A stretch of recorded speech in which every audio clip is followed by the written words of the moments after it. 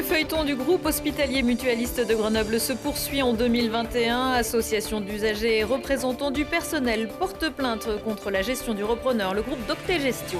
Des Lego, il y en avait peut-être sous le sapin à Noël, mais la marque danoise développe aussi un système d'apprentissage pour les enfants aveugles ou malvoyants.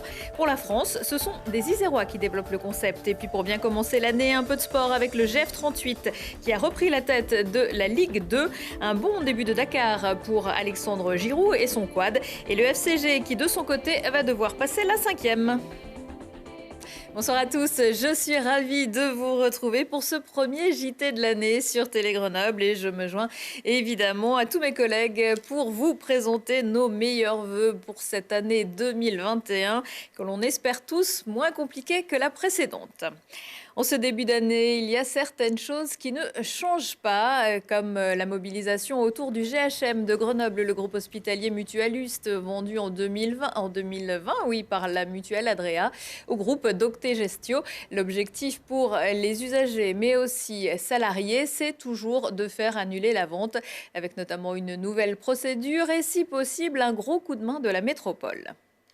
Nous comptons sur la préemption de la part de la métropole et nous avons rendez-vous demain à 11h à la métropole pour une réunion importante parce que ça bloque Adrea. Parce que sinon, si la vente a lieu, Adrea et les mutuelles se partagent les 69 millions et ils ont tout gagné. Et on ne réussira pas à faire machine arrière aux choses.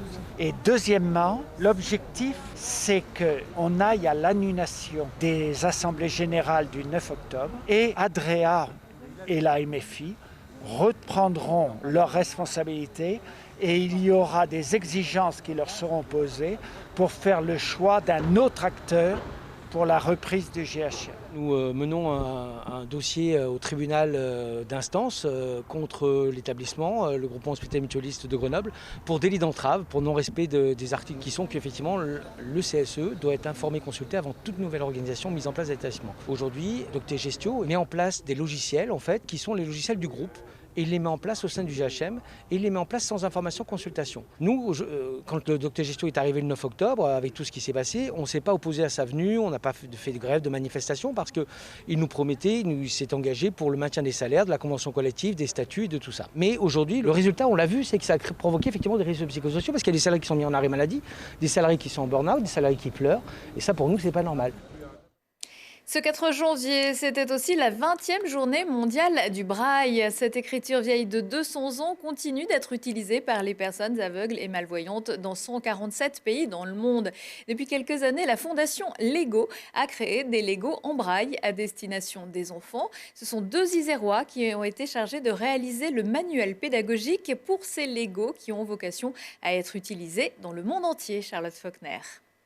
Permettre aux enfants malvoyants et aveugles de pouvoir utiliser les Lego, c'est le but de ces Lego en braille. Sur chacune de ces petites briques sont représentées les lettres de l'alphabet braille et comme les briques classiques, elles peuvent être empilées et utilisées sans limite. Pour chaque lettre, il y a un nombre précis de points et qui a une place particulière. Donc le A, il est fait du premier point en haut à gauche, mais la lettre B, elle est faite de 2 points qui se suivent, qui seront les points 1 et 2. Et on va pouvoir, en les touchant, reconnaître de quelle lettre il s'agit. Donc là, je suis positionnée à l'envers, mais je sais que par exemple, cette lettre-là qui comporte 2 points assez espacés, c'est la lettre K. Créés en 2017, ces Lego en braille sont donc un support ludique pour développer l'apprentissage des enfants aveugles en milieu scolaire. En août 2019, Marc Angelier, enseignant spécialisé, et Marie Audou, ergothérapeute, ont été choisis par la fondation Lego pour créer le manuel pédagogique de ces briques. Cela fait 15 ans qu'ils travaillent ensemble et c'est grâce à une parfaite compréhension du sujet et à leur complémentarité qu'ils sont devenus les 2 responsables mondiaux du projet. Leur objectif, créer des fiches pédagogiques qui seront utilisées dans les écoles aux 4 coins de la planète pour exploiter au maximum le potentiel de ces briques.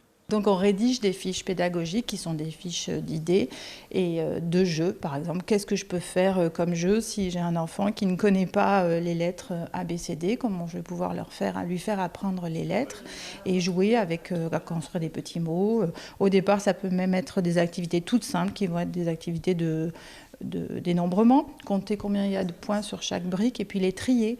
Des Legos en braille qui auront certes des capacités pédagogiques, mais qui pourront également sensibiliser tous les enfants au braille. Les autres enfants visuels, qui n'ont pas de handicap visuel pourront aussi également jouer avec ces Legos dans la classe, par exemple, avec l'enfant qui est aveugle.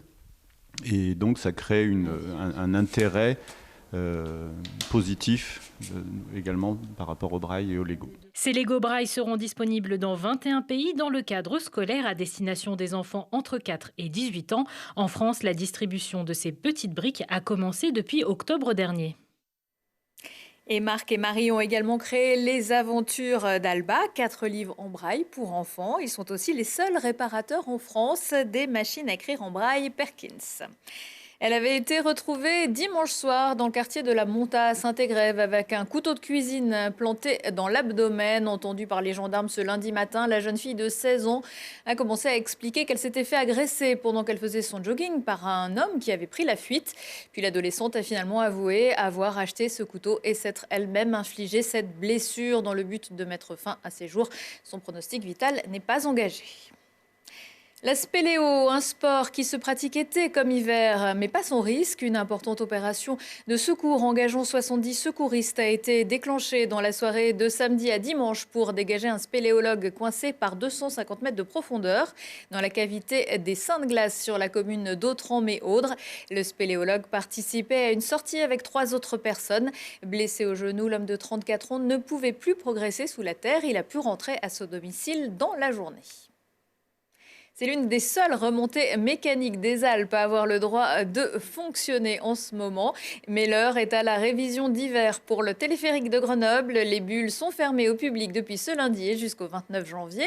Elles rouvriront le samedi 30 à 11h. Le temps pour les équipes et prestataires d'effectuer quelques contrôles et maintenances, notamment l'échange des axes des sabots du pylône, une opération effectuée tous les 10 ans.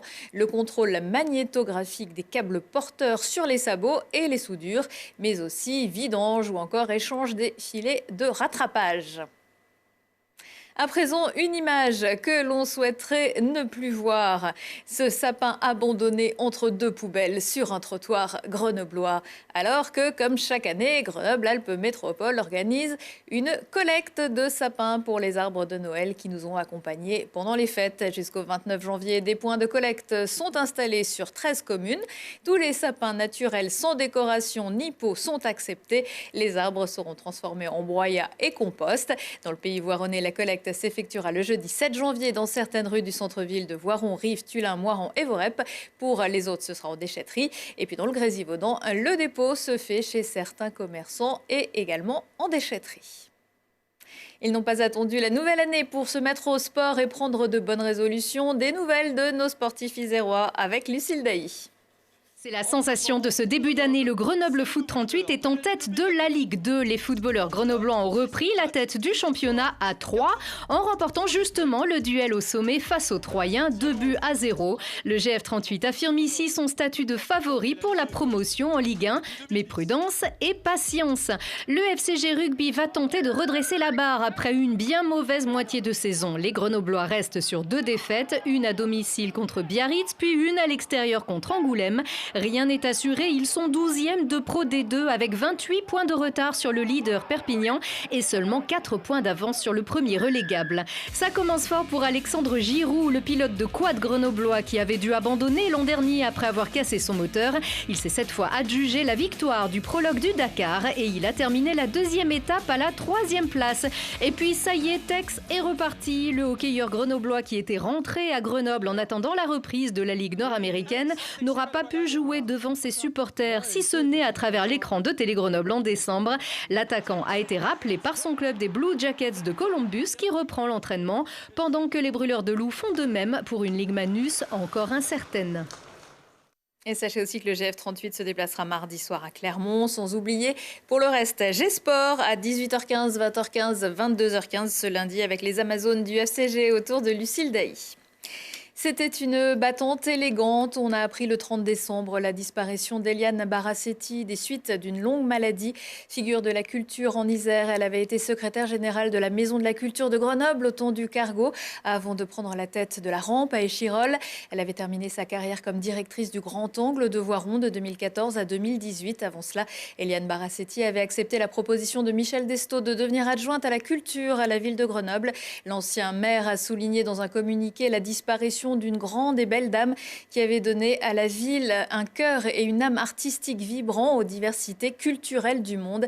Éric Piolle, le maire actuel, pour lui, elle avait contribué à faire de Grenoble une ville culturelle effervescente et une terre d'émancipation. Pour ma part, c'était une personne que j'avais eu beaucoup de plaisir à accueillir, notamment dans les JT des Voironnais.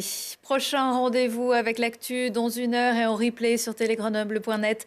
On se quitte avec des images de la mer de nuages qui a pu être observée ce lundi depuis les hauteurs de Grenoble. Exemple au Sept-Lô et une pensée à ceux qui avaient pris leur journée pour profiter de la neige fraîche. Belle soirée à tous.